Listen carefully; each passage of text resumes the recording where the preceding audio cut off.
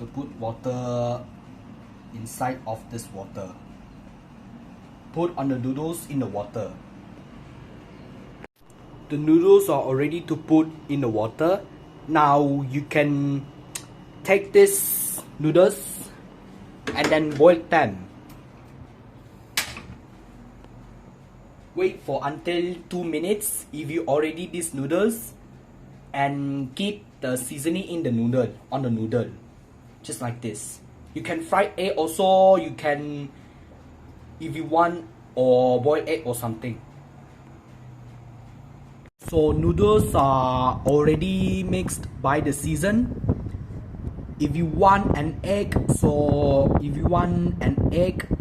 you can choose and cook egg if you want. Yolk, omelette, or boiled egg or something.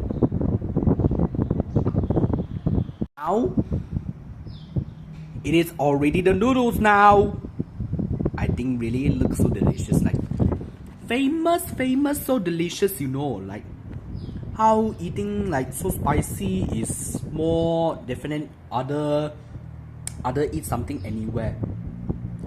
See you in the next video.